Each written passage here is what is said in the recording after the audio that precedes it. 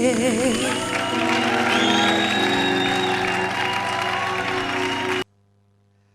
ndabareba nkabona bambaye neza kabisa,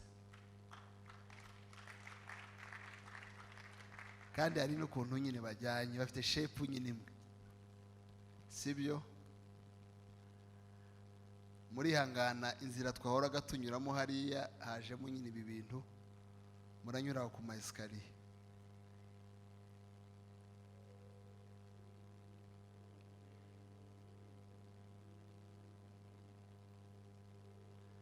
Kiriki yatangiye kwitonda kabisa, ukuntu yagiraga intambwe ndende, wongera urebeye yiruka. baza baca umugani ngo inkoko yamaze kugira imishwi ngo ntiyongera gutarabuka. Musigaye ngenda nabanje gusaba gahunda madame n'abana, nawe rero ko ndabona ibyo gutarabuka bigiye kugabanuka, no kugendera kuri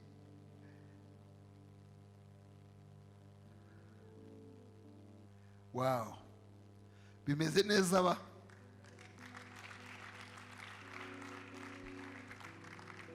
Hari akantu ngiye gukora kadasanzwe gakorwamo hano, ubukwe bwa Kiriki burimo agasha, sibyo ra? Nakigiye mu bukwe nari nagiyemo, nabonye ari keza.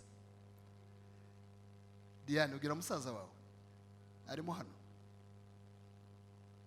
Hari musaza wawe uri hano, cyangwa umuntu ufata nka musaza wawe uri hano nubwo mutavukana kuri papa na mama?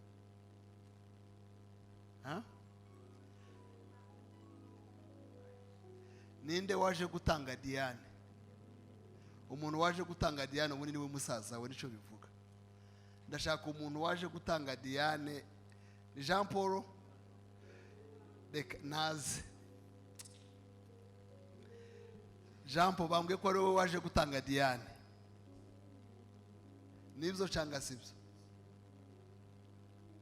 Oya, reka kumuha mikrofone. Nakubwiye ko muha mikrofone se? Oya, nta mikrofone irimo. Sinabwiye ngo hari byo n'izahandi.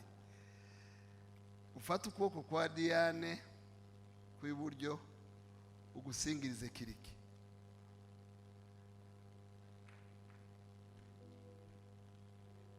Agufatisha amaboko yombi.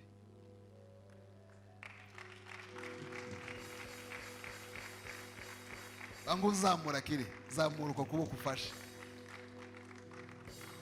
Reka dukomere Imana amashi. Ntabwo ahise amutanga kuko murasubira mu mihango yo muri reception, bongere ngira ngo bajya bongera bakamutanga.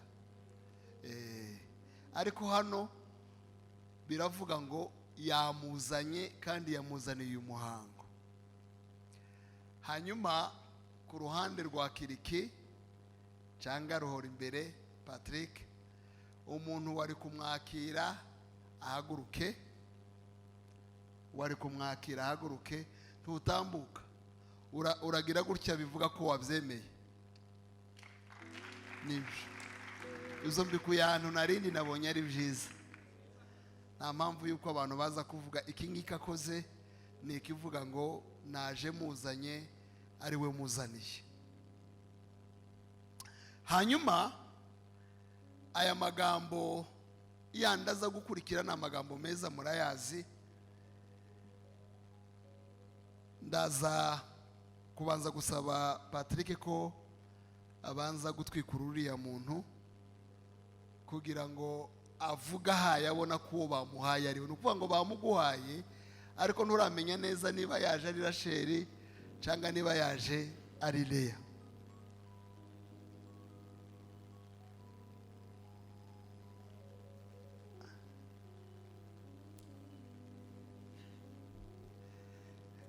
Uyu ni Patrick, ntabwo ari Kiriki. Patrick witonda cyane.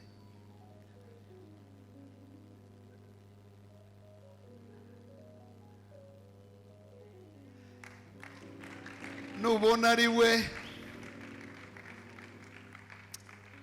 ari we uhuza agahanga kawe n'akiwe. Agahanga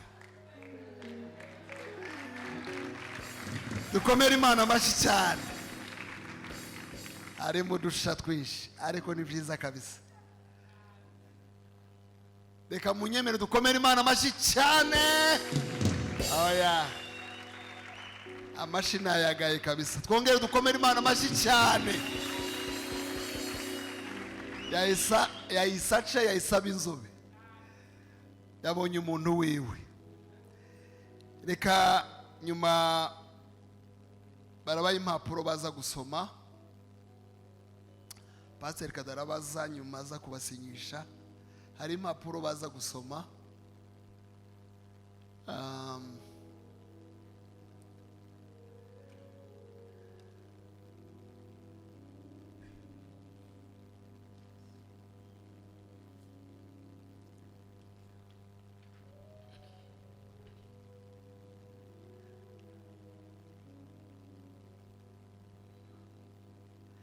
Yes. Uri witeguye gusoma? Sawa. Yewe Ruhorimbere Patrick, nguhisemo wowe umutono wa Diane ngo umbere umugore w'isezerano imbere y'Imana n'imbere y'itorero ryayo. Ngusezeranije ko nzagukunda, ko nzakubaha kandi nkubahishe muri byose. Turwaye cyangwa turi bazima, dukenye cyangwa dukize, ndemeza ko tuzabana akaramata, ko nta kizadutandukanya kinturutseho. Imana ibifashemo kuzasohoza iyi ndahiro. Amen. Dukomere Imana amashyi. Diane bamuhe mikrofone nawe arasoma.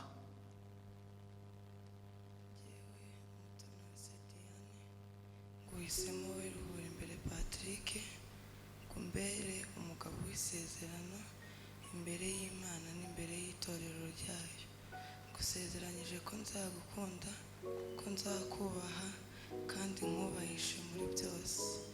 Turwaye cyangwa turi bazima, dukenye cyangwa dukize, ndemeza ko tuzabana akaramata, ko nta kizadutandukanya kinturutseho. Imana ifashe kuzasohoza iyi ndahiro. Amashyi menshi cyane. Kabisa. Patrick azanye umugore ubizi kabisa, utuje, usoma neza. Twongere dukomere Imana amashyi kubwe. Nyuma y'aya magambo baba bamaze kuvuga, ndashaka yuko bafata impeta. Aho narindi nababwiye ngo ari byo nakoperaga ariko ari cyo natinye ntazakora.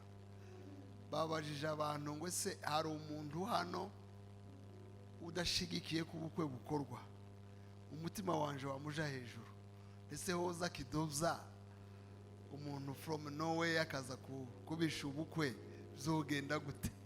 Urwo rubanza barukiza gute? Twebwe ibyo ngibyo twabikoze mbere, twamwerekanye mu materaniro yose. Abangaba noneho bagiye muri social media yose, nta muntu n'umwe wigeze atubwira ko hari impamvu ituma tutabasezeranya. Ubu rero Ruhorimbere Patrick ufite uburenganzira uhabwa n'amategeko ndetse n'ijambo ry'Imana bwo kumwambika impeta. Ushobora kuririmba hano, wosirimba hano, uvuga mu ndimi hano, naceceka ugatuza.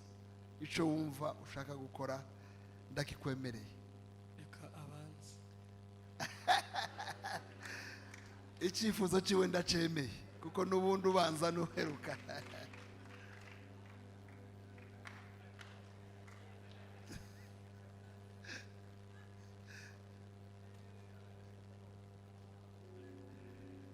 Ntibibatera ikibazo ko barangije gakurahira, azi icyo agiye gukora nyuma yabyo.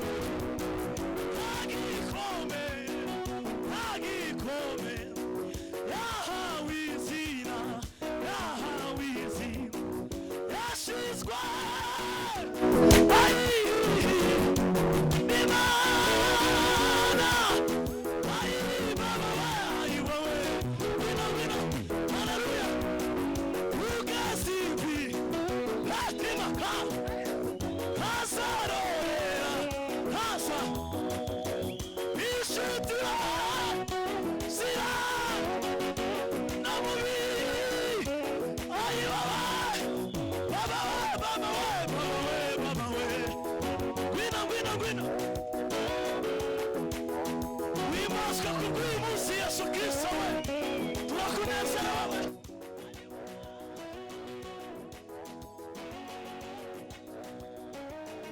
wimaswe papa turishimye data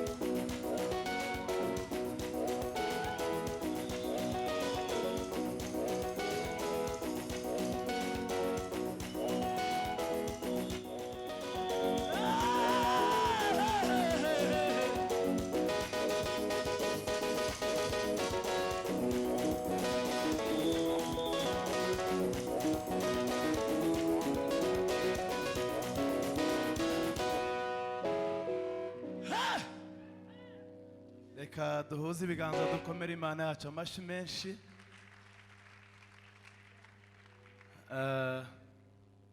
Hari abantu bakunda gukweshoninga ibintu, ariko mu mabwiriza y'itorero iyo umuntu agiye kwambika mugenzi we impeta akora ikintu, tubaha uburenganzira bwo gukora icyo we atekereza cyoba cyiza mu birori bye. Rero dukomere Imana yacu amashyi, hanyuma tumwemerere, sinzi niba tumwemerere kugira ngo akore ya gahunda yayikoze. Aha ni sawa. Yari yavuze ko ari butambira Imana hanyuma akabikora bucece. Ni na bucece nyine kuko abenshi ntitwabimenye. Imana ihimbazwe. Ndagira ngo rero babafashe batera intambwe bagane hariya bajye gushyiraho umukono kuri iki gihango bagiranye uyu munsi. Hagati aho dushobora guhamagara n'ubundi abaririmbyi tukaririmba wenda nk'iyindi ndirimbo imwe.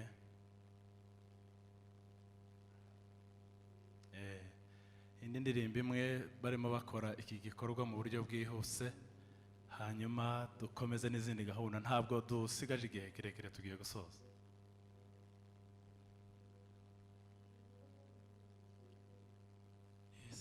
Kandi ngira ngo nk'uko mubizi ubukwe ni umunezero, ubukwe ni ibirori, tugomba kunezerwa tugahimbaza Imana uko umwuka tuyoboye, hanyuma umuntu wese agaragaza amarangamutima ye y'umunezero.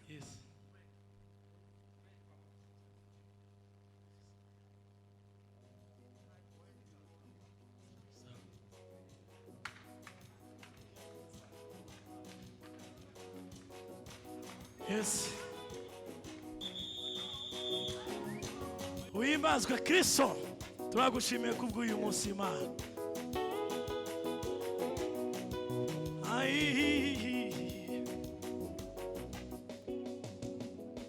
Manunejeje imitima yacu, twibutse imirimo myiza wakoze, umunezero dufite none mwami udukumbura dukumbuje w'ijuru haleluya warunesheje imitima yacu kwibutsa imirimo myiza wakoze umunezero dufite none mwami dukumbuje w'ijuru. Reka tubahe impano, ariko ndifuza ko abaririmbyi munyihanganire gatoya musubire mu myanya yanyu. Hanyuma nk'uko bisanzwe ndagira ngo nsabe abashumba muri hano mbere y'uko tubagezaho impano zacu twateguye. Abashumba muri hano munyemerere mutere intambwe muze hano imbere dufatanye muhesha aba bana umugisha. Bapfukama aha ngaha.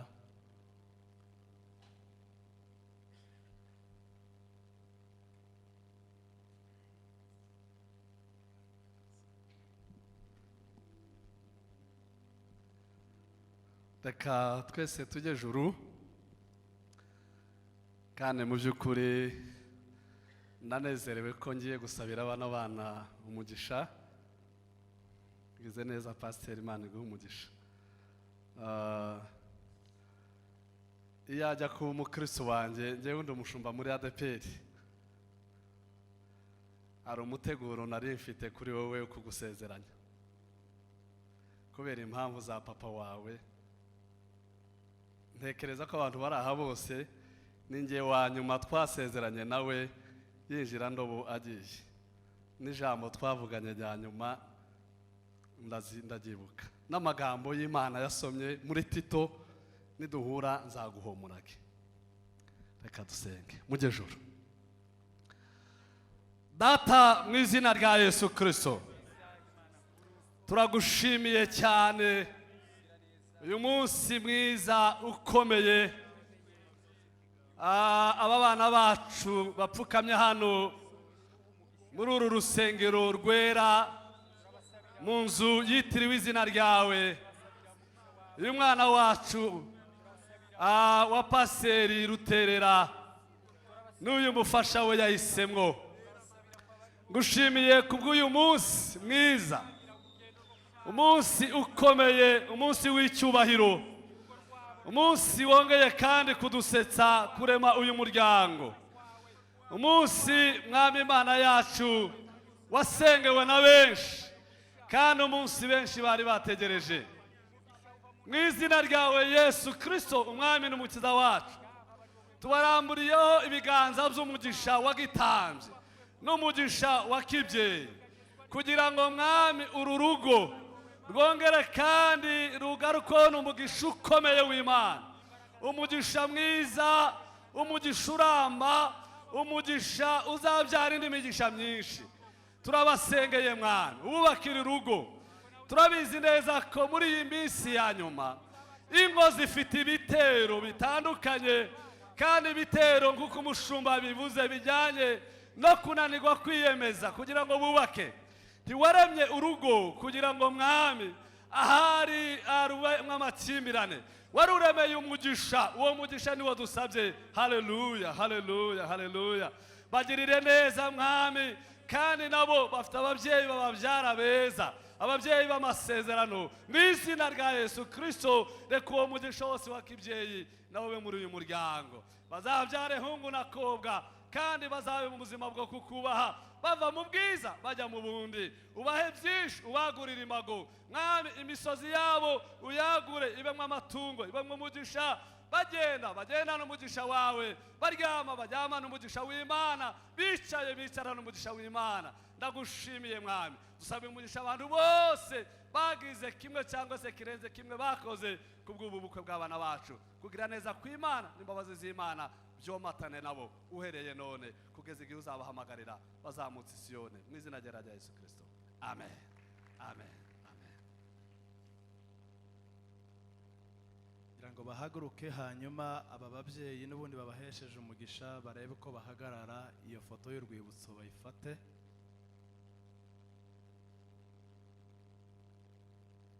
Bamwe baraturuka iburyo, abandi ibumoso. Hanyuma iyo iyo foto tuyifate.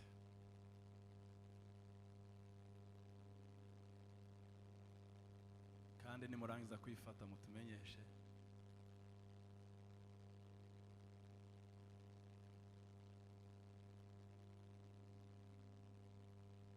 Imana ibahe umugisha, babyeyi murakoze, bashumba murakoze, mwabasuhuza hanyuma mugasubira mu byicaro. Turimo turagenda tugana ku musozo.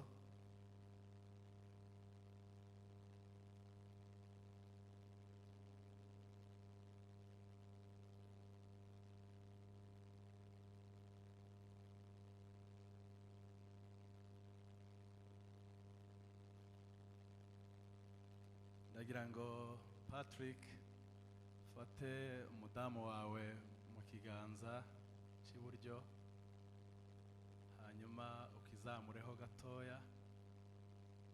Ndagira ngo mvuga aya magambo nk'uko ijambo ry'Imana ribivuga ngo ab'Imana yahuje ntihakagire umuntu uzabatandukanya. Umuntu ntafite ububasha bwo kubatandukanya. Turabihamya ku manywa izuba riva ko uyu munsi Patrick ari umugabo wa Diane, ndetse turanahamya ko Diane ari umugore wa Patrick. Ab'Imana rero ihuje uyu munsi, umuntu ntafite uburenganzira bwo kubatandukanya. Twakongera Imana amashyi menshi ariko. Hanyuma rero munyemerere tubagezeho impano zacu. Hari certificate tujya duha abantu basezeraniye mu itorero. Mwakwigira hino gatoya. Umushumba wacu akunda kuvuga ko certificate mu busanzwe umuntu iyo yiga ariga yasoza bakamuha diplome, ariko impamvu tubaha certificate mbere y'uko biga, mbere batangiye ishuri, nuko tubizeye ko bazarisoza. Amen. Ikindi cya kabiri, murabizi diplome ihabwa umuntu umwe. Ubundi umuntu yize abona diplome, ariko iyi yo tuyiha abantu babiri, bisobanura n'ubundi ngo ni umuntu umwe. Rero uko tubabereye mu birori uno munsi, turifuza kubabona buri gihe muri umuntu umwe. Ariko njyewe uri aha ndimo ndabona batangiye no gusa, bavuga ko ubundi abantu basa bamaranye igihe, ariko ndabona bo batangiye no gusa. Hanyuma mushobora gufata iyi foto, hanyuma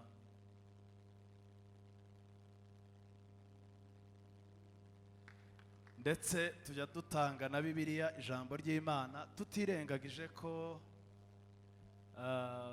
n'ubundi baba basanzwe bafite Bibiliya, ariko nta yindi mpano ikomeye abantu bashobora guha abana uretse kubaha ijambo ry'Imana. Iri naryo ribe mu yandi mwari mufite, muzajya muri soma umunsi ku wundi, irimo ibisubizo by'ibintu byose mushobora kwibaza no kwibwira mu buzima bwanyu.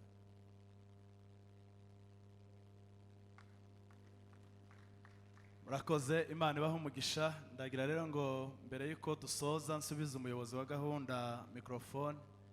Hariho itorero Diane yasengeragamo, bifuje kugira icyo bavuga kigufi, ndetse n'ababyeyi basengana na mama wa Patrick nabo baraza gukurikiraho, hanyuma umuyobozi wa gahunda akomerezeho.